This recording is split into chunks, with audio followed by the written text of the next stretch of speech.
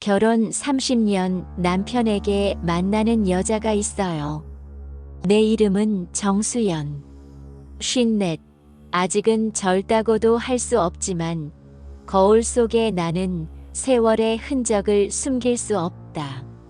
30년 전 24세 나는 사랑에 빠져 한 남자와 결혼했다. 그의 이름은 민호. 따뜻한 미소와 다정한 말투로 내 세상을 채워준 남자였다. 그는 늘 말했다. 수연아, 너만 있으면 난 아무것도 필요 없어. 그 말을 믿었다. 아니, 믿고 싶었다.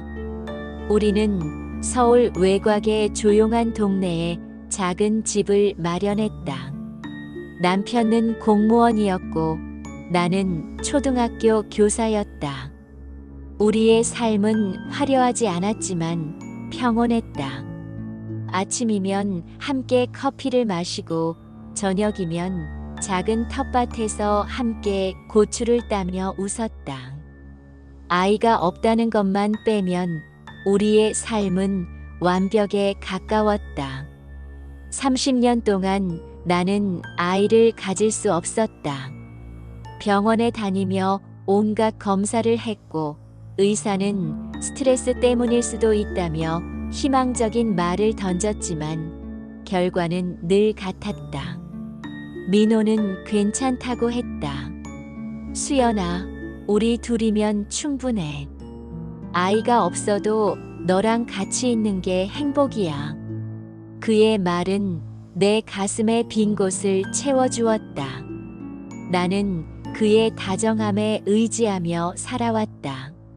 하지만 세월은 사람을 변하게 한다. 아니, 어쩌면 사람은 원래 그런 모습이었는데 내가 보지 못했을 뿐인지도 모른다. 마이너스.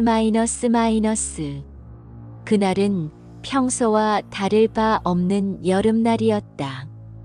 2025년 7월 무더위가 기승을 부리던 날, 남편은 퇴근 후 거실 소파에 앉아 맥주를 마시며 TV를 보고 있었다. 나는 부엌에서 된장찌개를 끓이고 있었다. 남편이 갑자기 말했다. 수연아, 우리 얘기 좀 해. 그의 목소리는 평소와 달리 무겁고 낮았다. 나는 웃으며 고개를 돌렸다. 무슨 얘기? 또 무슨 새 취미를 시작하려고? 남편은 가끔 낚시나 등산 같은 새로운 취미를 제안하곤 했다. 하지만 그의 표정은 웃고 있지 않았다. 수연아, 나 이혼하고 싶어. 그 순간 시간은 멈췄다. 된장찌개가 끓는 소리만 부엌을 채웠다. 나는 웃으며 말했다. 무슨 농담이야, 갑자기. 하지만 남편은 고개를 저었다.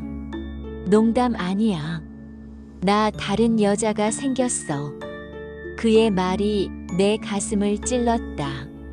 30년 동안 단 한 번도 의심하지 않았던 그의 사랑이 한순간에 무너졌다.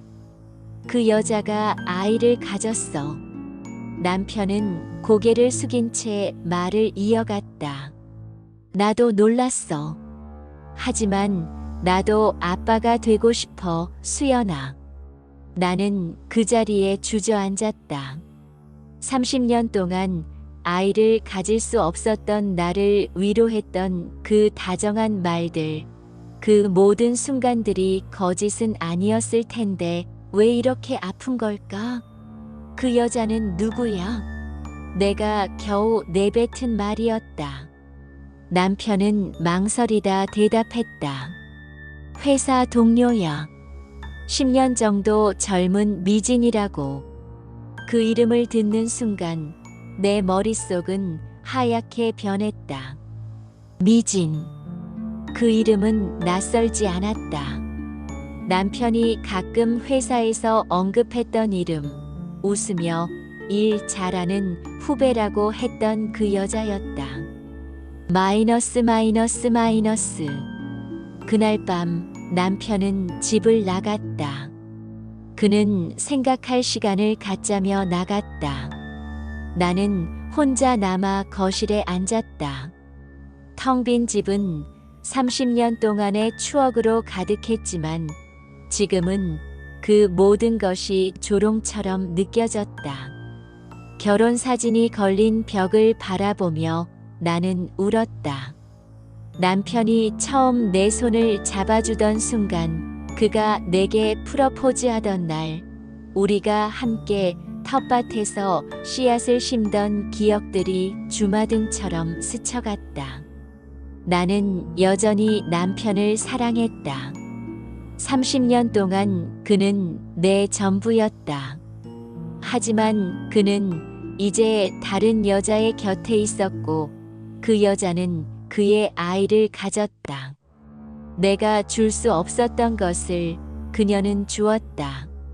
며칠 뒤 남편이 다시 찾아왔다. 그는 여전히 다정했지만 그 다정함은 나를 더 아프게 했다. 수연아, 미안해. 나도 이렇게 될 줄 몰랐어. 하지만 이건 나한테도 기회야. 내가 아빠가 될 수 있는 기회. 그럼 나는? 내가 물었다. 나는 30년 동안 너만 바라보고 살았어. 내가 뭘 잘못했는데? 남편은 아무 말도 하지 못했다. 그는 고개를 숙이고 미안해만 반복했다.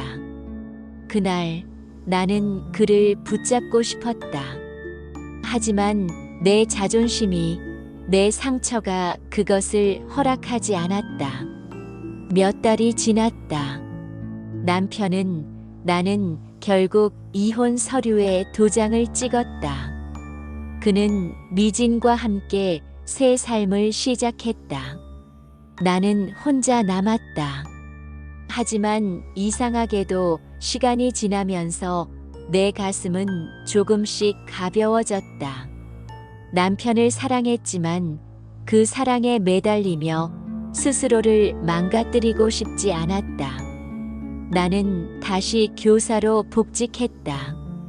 아이들과 함께 시간을 보내며 나는 내가 잊고 있었던 것을 깨달았다. 나는 아이를 낳지 못했지만 수백 명의 아이들에게 어머니 같은 존재였다. 그 아이들의 웃음이, 그들의 작은 손이 내 빈 곳을 채워주었다. 어느 날 나는 텃밭에 다시 씨앗을 심었다. 남편과 함께 심던 고추 대신 이번엔 해바라기를 심었다. 해바라기는 늘 해를 향해 선다지. 나는 혼잣말을 하며 씨앗을 흙 속에 묻었다.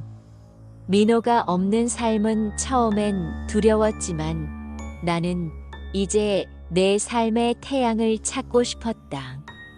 1년 뒤 나는 작은 아파트로 이사했다.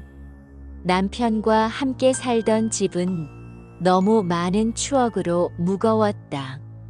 새 아파트의 창가에는 해바라기가 피어 있었다. 나는 매일 아침 그 꽃을 보며 미소 짓는다.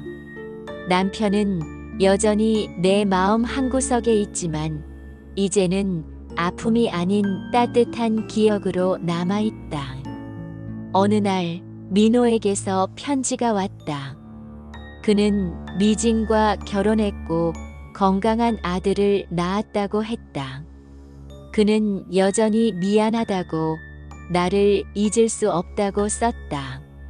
하지만 나는 그 편지를 읽고 미소 지었다.